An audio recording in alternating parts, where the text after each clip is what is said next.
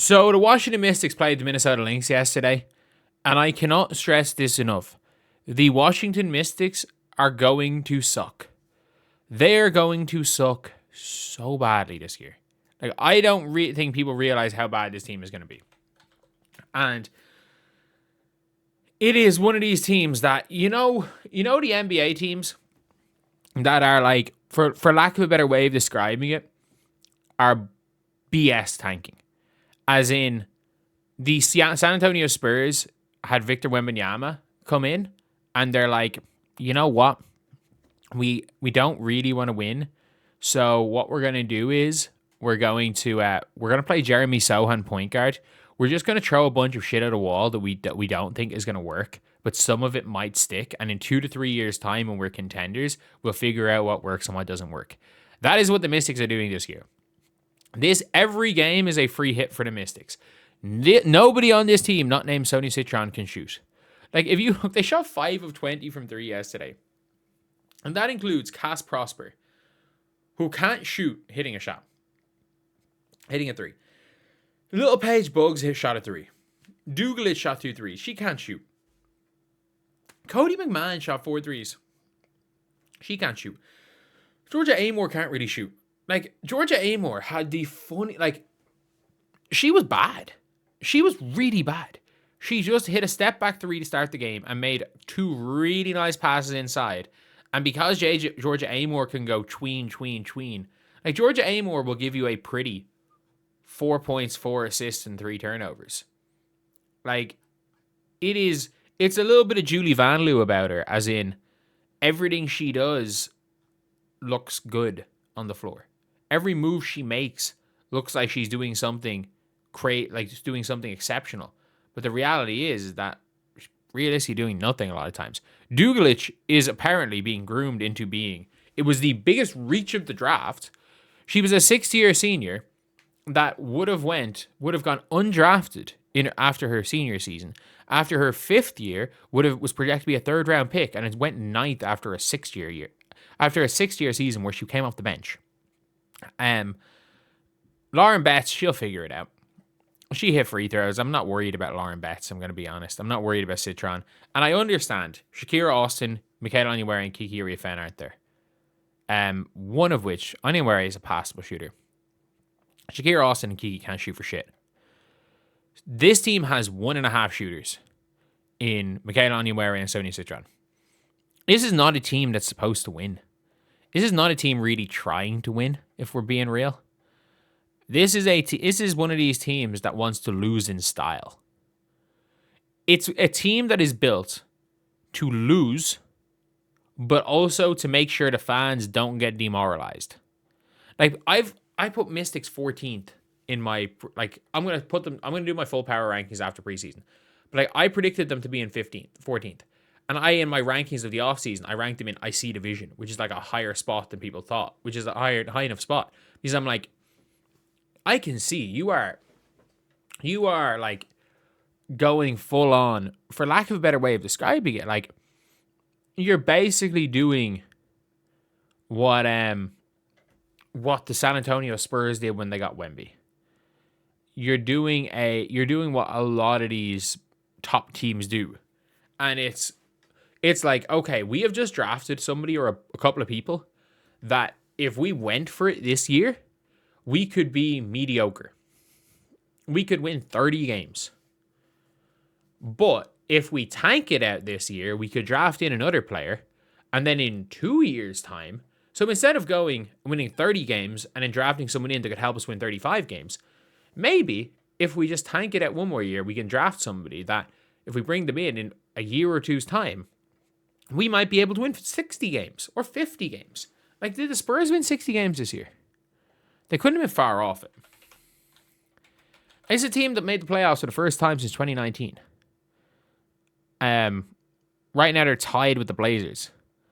And like, in the regular season, they won 62 games. They won 62 games.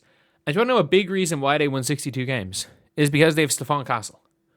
If the San Antonio Spurs had decided in Victor Wembanyama's rookie year that they were going to go for it and bring in vets to help the team get better and go for it, they would not have been in a position to draft Stephon Castle. They wouldn't have been. They would have went into the 2024 draft with the 8th pick, which they had anyway, and ended up with Rob Dillingham. They would have ended up with Rob Dillingham, which was, I think, the Hawks pick from DeJounte. They would have had Dillingham. Everyone was saying, "Oh, the 2024 draft is terrible." Like what the Spurs should do is they should trade the Hawks pick next year, the following year, which was Carter Bryant. They should trade Carter Bryant, the 8th pick and the 4th pick for Trae Young. And then what would have happened in the 24-25 season? The San Antonio Spurs would have been better. With Trae Young there, they would have been better. They probably make the playoffs last year, even with Victor Wembanyama going down hurt. They don't make the De'Aaron Fox trade, but they probably do make the playoffs. Well, it was then. What happens then? They don't get Dylan Harper. They don't make the Fox trade. They don't really have some of their picks. They don't get Carter Bryant. They don't get Dylan Harper. And yeah, it's not an ideal scenario all around. But that's what the Mystics are doing. They are realistically soft tanking. Is that a better way of describing it? They are soft tanking. They are going to play hard. This is a team. None of these players are going to give up. This is a team. None of the players are trying to lose. That's not the case. This is a team structured to lose. And if anyone wants to say, "Oh, but look, they were good last season," you didn't watch enough of the Washington Mystics last season. They lost 14 of their last 16 games. They lost 14 of their last 16 last year. And everybody's talking about the Washington Mystics because they were this fun up-and-coming team that started off the season hot. Like, the Washington Mystics looked pretty damn good to start last season. They looked completely garbage to end the season. They were the worst team over the last 16 games, which is more than a third of the season. They were 500. They were 500 through 28 games. Through 26 games, they were ahead of the Las Vegas Aces in the standings, who were the champions. They then started losing games. Like, they won 3 of their last 16 games. Like, it was horrendous. They traded Sykes, and they won a couple of games. They traded Sykes, and it was one of those teams. The players played hard, but clearly, they were they just didn't want. They genuinely they just didn't win. They didn't win. I'm trying to explain it in a way that some people don't even understand, because everyone's like, "Oh, look at these players. None of them can shoot. None of them can shoot." Outside of Sonia Citron, their next 3 best players are interior bigs in Kiki Iriafen, Shakira Austin, and Lauren Betts. Lucy Olsen can't shoot. Cass Prosper can't shoot. Little Paige Bueckers can't shoot. Rory Harmon really can't shoot. Georgia Amor is streaky. Cody McMahon can't shoot. Dugalich cannot shoot. Lauren Betts cannot shoot. Nobody on this team can shoot. And you better believe they're going to put up a lot of threes this year. That is also a sign of a bad team.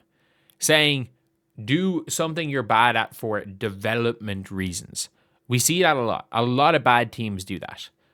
Losing teams do that. Like, they're going to do it for quote-unquote development reasons. Because let's be real. One of these players that I said cannot shoot is going to shoot the lights out this year. That's how it happens. Any of these bad teams letting anyone chuck, and there's going to be times late on in games where the coach/GM, by the way, there's no more obvious person who's going to tank than a coach/GM. Let's be real. And if he wanted to go for it, there's a reason why the Tebow's left. My guess is they fired the GM because they wanted to tank, and the GM wanted to go for it. But yeah, that's the video. See you guys.